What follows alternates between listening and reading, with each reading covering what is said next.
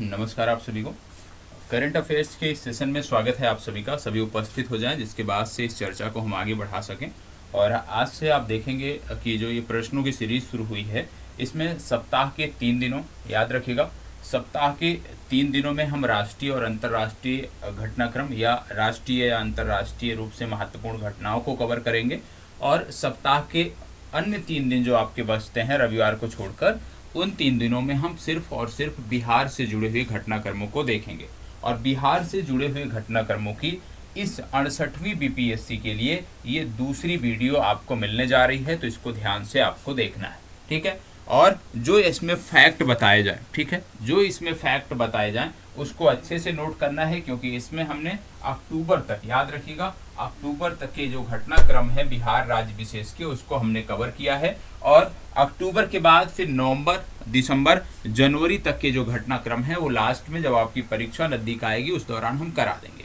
लेकिन पहले पिछले 1 से 1.5 वर्ष का जो घटनाक्रम है उसको हम यहाँ से प्रारंभ करने जा रहे हैं, यहाँ से चीज़ों को हम लेकर चलने जा रहे हैं। आप कह सकते हो कि नई सरकार के गठन के बाद से जो महत्वपूर्ण घटनाक्रम हुए हैं वो तो आपके लिए महत्वपूर्ण है ही, साथ ही साथ पूर्व के भी घटनाक्रम आपके लिए महत्वपूर्ण थे, जो 67वीं में भले ही नहीं पूछे गए लेकिन 68वीं में उनके पूछे जाने की संभावनाएं हैं। इसीलिए ये जो सीरीज है इसको हम आगे बढ़ा रहे हैं, तो ध्यान से देखना है, सभी को जुड़ना है। और आज के इस सीरीज में कुल प्रश्न 13 हैं। 13 प्रश्नों के माध्यम से हम बिहार से अपनी शुरुआत, आप कह लीजिए बिहार से अपनी शुरुआत प्रारंभ करने जा रहे हैं। आज पहला प्रश्न चलिए देखते हैं। जो लोग नहीं जुड़े हैं, विलंब से जुड़ते हैं, प्लीज अपनी उपस्थिति अवश्य दर्ज करा दिया करें समय पे, क्योंकि ये जो सेशन चल रहा है ये कहीं ना कहीं आपके लिए बहुत ही महत्वपूर्ण है, आपसे जुड़ा हुआ है, आपके लिए इसके फैक्ट बहुत ही महत्वपूर्ण हैं। तो चलिए शुरुआत करते हैं अपने आज के घटनाक्रम की। पहला प्रश्न है, अब बिहार के मिथिला मखाना के संदर्भ में बताएं कि मखाने के प्रति 100 ग्राम में कितने ग्राम प्रोटीन उपलब्ध होता है। देखो, मिथिला मखाना चर्चा में था, आप सब जानते हैं, जीआई टैग मिला था जिसके कारण ये चर्चा में था। तो प्रश्न ये हमने नहीं पूछा, हमने पूछा है कि भाई जो मखाना है, मखाना चर्चा में है, मखाना चर्चा में है तो कम से कम आपको पता होना चाहिए कि मखाने में कितने ग्राम प्रोटीन होता है, कितना ग्राम फाइबर होता है और क्या क्या चीजें मखाने में होती हैं। तो यहाँ पे जो प्रश्न पूछा जा रहा है वो बोला जा रहा है मखाने के प्रति 100 ग्राम में कितने ग्राम प्रोटीन उपलब्ध होता है, यह आपको बताना है। याद रखिएगा, यदि हम चिकित्सकीय जो परामर्श के अनुसार देखें तो मखाने का जो सेवन है प्रतिदिन 4 से आप कह सकते हो 6 या अधिकतम आप कह सकते हो 10 मखाने का ही सेवन करना चाहिए, इससे ज्यादा का सेवन नहीं करना चाहिए। चलिए इसको बताइएगा कि कितने ग्राम प्रोटीन उपलब्ध होता है। 4 विकल्प आपके सामने हैं। याद रखिएगा, सबसे पहले मैं यहाँ पे बता दूं फाइबर कितने ग्राम होता है, तो फाइबर होता है 14.5 ग्राम, ठीक है। प्रत्येक 100 ग्राम में 14.5 ग्राम फाइबर होता है मखाने में, ये पता होना चाहिए। मखाने में प्रोटीन की जो मात्रा है यदि हम प्रति 100 ग्राम देखें तो 9.7 ग्राम लगभग होती है, ठीक है। अब कहीं कहीं 10 ग्राम दिया होगा तो उसको भी आप सही मानोगे, तो आप ये मान लेना है कि ठीक है कि यदि कहीं पर विकल्प में 9 से 11 ग्राम के बीच दिया है उसको आप टिक करोगे सही, ठीक है। तो 9 से 11 के बीच में यदि हम देखें तो पहले विकल्प में दिया है, ज्यादातर जगहों पर 9.7 ग्राम बताया गया है, इसलिए यहाँ पर भी हम 9.7 ग्राम को ही सही मानेंगे, इसी को टिक करेंगे। 14.5 ग्राम इसमें फाइबर होता है और फाइबर के अतिरिक्त मखाने में याद रखिएगा कैल्शियम भी पाया जाता है, ठीक है। मखाने में कैल्शियम भी पाया जाता है, इसको भी आपको याद रखने की जरूरत है। चलिए बढ़ते हैं आगे और देखते हैं दूसरा प्रश्न। प्रश्न संख्या 2, हाल ही में लंगट सिंह, ध्यान दीजिएगा, हाल ही में लंगट सिंह कॉलेज में स्थापित एक 100 साल पुरानी खगोलीय वेधशाला को यूनेस्को की धरोहर सूची में शामिल किया गया है। इसका संबंध बिहार के किस राज्य से है। याद रखिएगा, बोला जा रहा है हाल ही में लंगट सिंह कॉलेज। अब ये लंगट सिंह कॉलेज है कहाँ पे, ये महत्वपूर्ण होना चाहिए, क्योंकि यहाँ पे एक 100 साल पुरानी खगोलीय वेधशाला थी जिसको यूनेस्को की धरोहर सूची में शामिल किया गया है। तो यही पूछा जा रहा है कि ये कॉलेज है कहाँ पे, ये खगोलीय वेधशाला है कहाँ पे, आपको बताना है। पिछले प्रश्न में हमने मिथिला मखाना की बात की थी। आपको पता होगा 20 अगस्त को चेन्नई में मिथिला मखाना को जीआई टैग दिया गया था।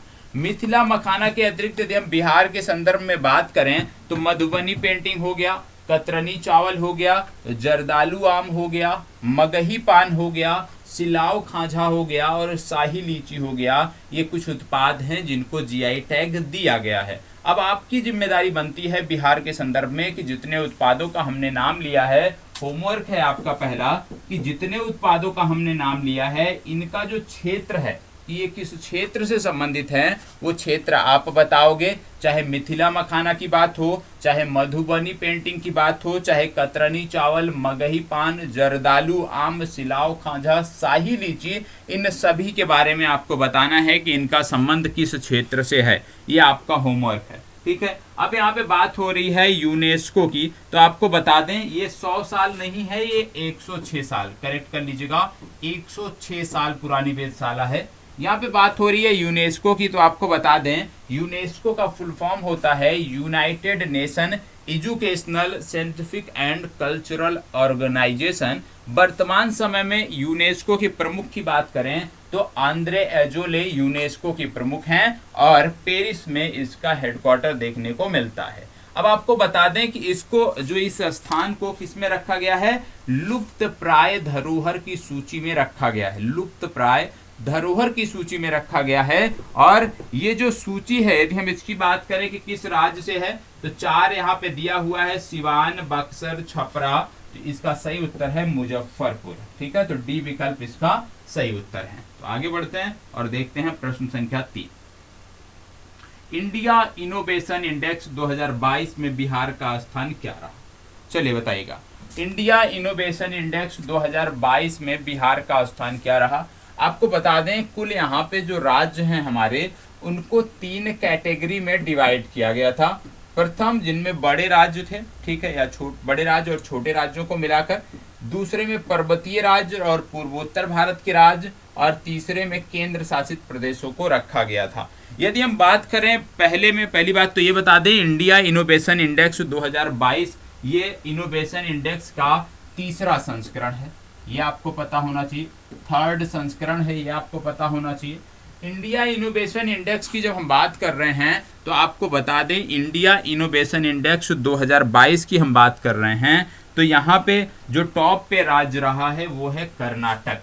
पहले में जो टॉप पे रहा है वो है कर्नाटक, ये आपको पता होना चाहिए। दूसरे में पर्वतीय राज्य और पूर्वोत्तर भारत के राज्यों की बात की जा रही है तो यहाँ पे आपको बता दें टॉप पर रहा है मणिपुर, ठीक है।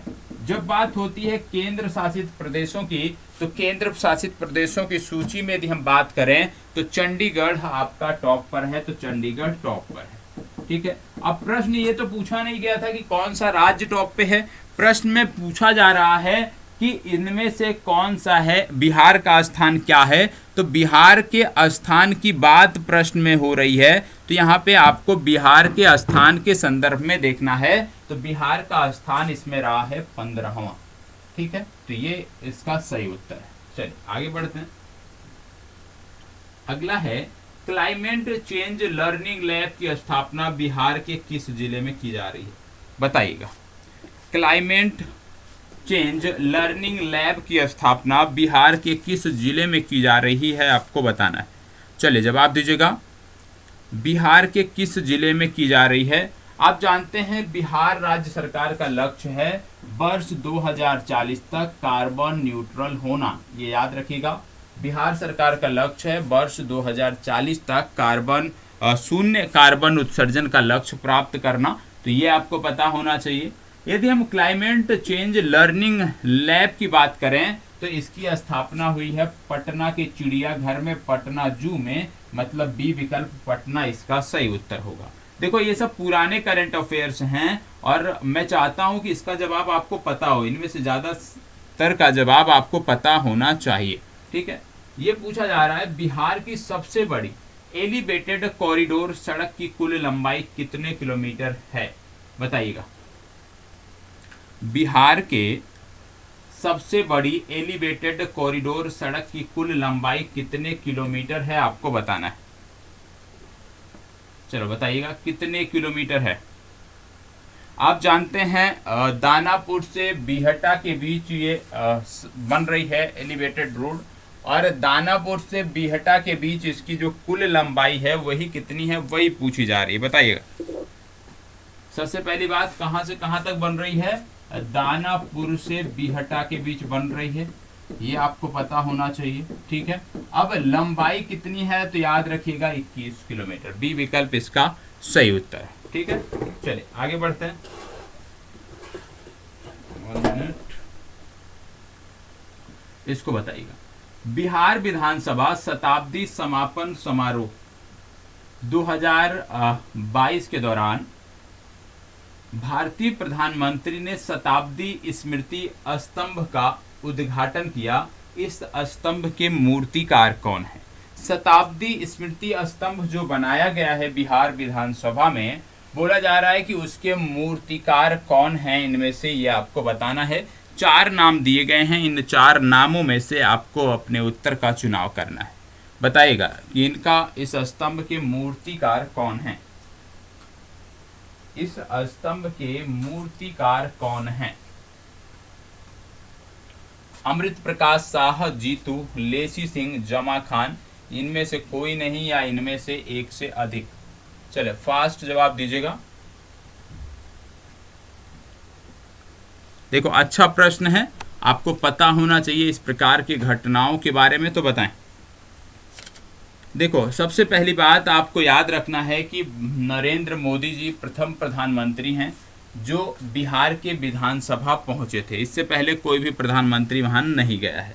अब बिहार की बात हो रही है तो आपको पता होगा वर्ष 1919 के गवर्नमेंट ऑफ इंडिया एक्ट के द्वारा बिहार और उड़ीसा को स्वतंत्र प्रांत के रूप में स्थापित वर्ष 1920 में किया गया था, और सत्येंद्र प्रसाद सिन्हा को जो है यहाँ पे प्रथम राज्यपाल या प्रथम गवर्नर बनाया गया था। यहाँ पे बात हो रही है कि शताब्दी स्मृति स्तंभ के मूर्तिकार कौन हैं, तो याद रखिएगा इसके मूर्तिकार हैं अमृत प्रकाश शाह और जीतू, मतलब इनमें से एक से अधिक, और इनमें से एक से अधिक हैं, इसलिए आप ई विकल्प का चुनाव करेंगे।